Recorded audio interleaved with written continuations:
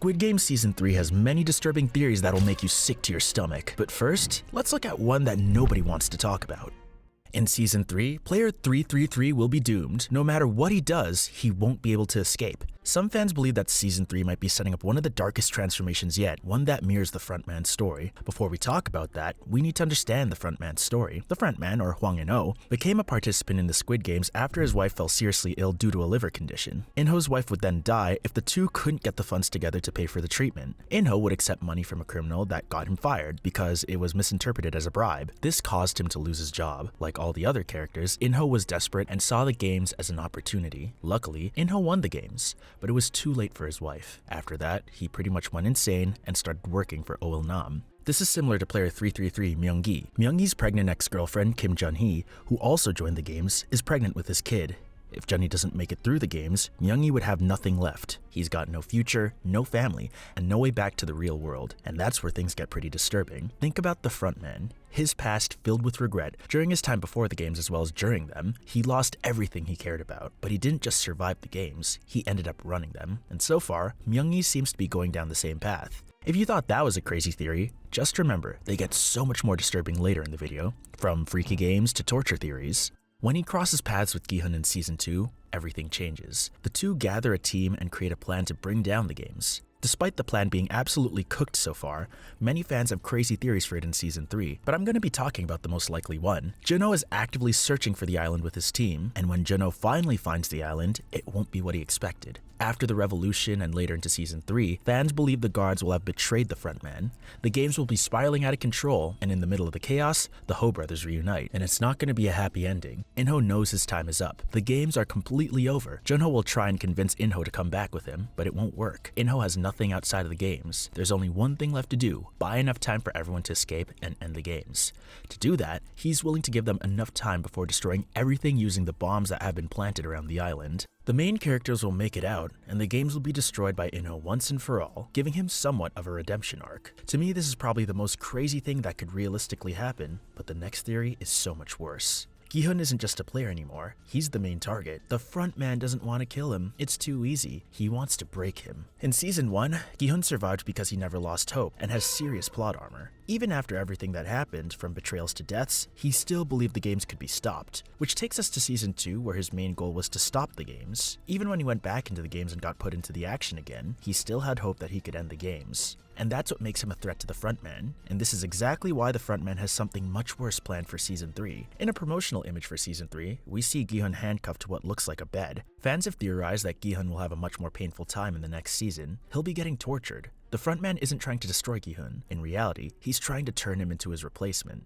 This would be a lot more entertaining for him and the spectators. They all thrive on the pain of others, and being able to break Gi-hun and actually turn him evil would be peak cinema for all of them. As well as that, if you think about it, In-ho was once just a player as well. But the games don't just kill people, they change them, and Gi-hun is on that path already. His plan to outsmart the guards and take control completely failed at the end of Season 2, which resulted in him being forced to watch his best friend die.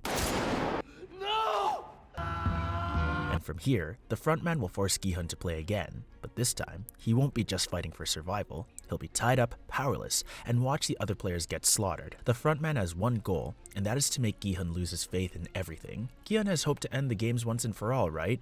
But could this happen if he loses that hope? This is one of the less realistic theories, as if Gi-hun was going to lose hope, he probably would have already. But unfortunately, the next theory is a lot crazier. In Squid Game Season 1, Il-nam would reveal himself as the mastermind behind the games.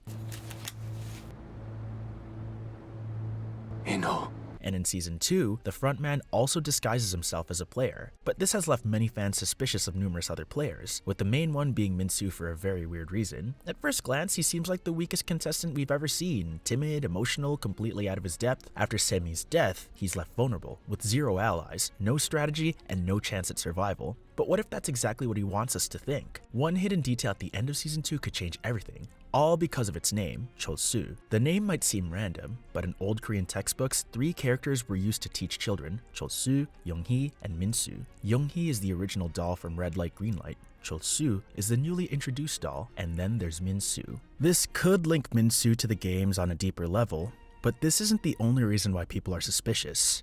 Min-soo's actor is a massive deal in South Korea. He's known for playing important, high-profile roles in major films and dramas. So why would the director cast him as a simple, weak, throwaway character? It might be to throw us off, or just because he was a good fit for this character, or it might be because there's a lot more planned. Min-soo being a VIP in disguise could be the perfect twist. He was a coward during the games, similar to the old man. He observes the other players and watches their pain close up to learn from them. The next theory is probably the craziest one ever. Hwang Jin-ho obviously knows his brother is the front man after he shot him towards the end of Season 1, but before that, there was a significant moment that could have changed everything. In Season 1, Episode 2, Jin-ho finds Gi-hun to ask him for help. His brother is lost and they both had the card. They sent a card to my brother. He went missing a few days ago.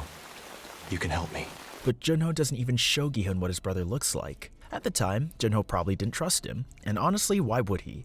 If he did though, Season 2 could have been wildly different from when Gi-hun arrives in the games. Before he arrived in the games, he didn't even attempt to tell Gi-hun that he knew his brother was the frontman. When In-ho tracks Gi-hun down and finds him in the room that he played Russian roulette in, they decide to work together to stop the games. Do you know who he is? The front man. You know what he looks like? He always wore a black mask under a hood. This is a prime opportunity for him to tell Gi-hun his brother runs them. One reason he might not have wanted to tell him is because he got knocked out with a fire extinguisher and handcuffed to a faucet. Anything you say, can Once they teamed up, this info should have definitely been shared with Gi-hun. If Gi-hun did find out, it would have been entertaining to say the least. Gi-hun would have likely gone ballistic on him for not telling him sooner. Once in the games, he might have tried to take down the frontman himself, waiting for the perfect moment to strike. But the games probably aren't that simple. The guards would have stopped him before he got the chance. Or, after seeing the frontman's fighting skills, he probably could have stopped Gi-hun himself.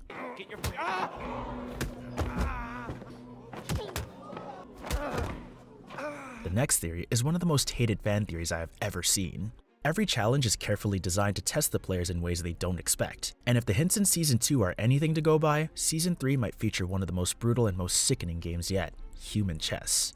Throughout the series, the contestants' common room has hidden secrets in plain sight. The walls behind the bed bunks are covered in stick figure drawings that depict the deadly games they'll be forced to play. In Season 1, the drawings foreshadowed the glass bridge, tug of war, and even the final Squid Game itself. Now, in Season 2, new drawings have appeared, including one that looks like a checkerboard. Now, there are a few theories for what the painting could mean, like some believe it could actually be Minesweeper, but the craziest one by far is that it's human chess. This would be the ultimate full circle moment for Squid Game. Gi-hun, who returned to the games determined to shut them down, could now be forced to choose who lives and dies in real time. The same man who tried to save others in Season 1 would have to sacrifice people just to stay alive. And on the other side of the board, the frontman, who knows all too well how easily survival can turn even the kindest person into a monster. The frontman once disguised himself as player 001. Gi-hun, as the final contestant, was player 456. In chess, white moves first, and if this game follows those rules, Gi-hun might be the one forced to strike first. But the real question is, how far is he willing to go?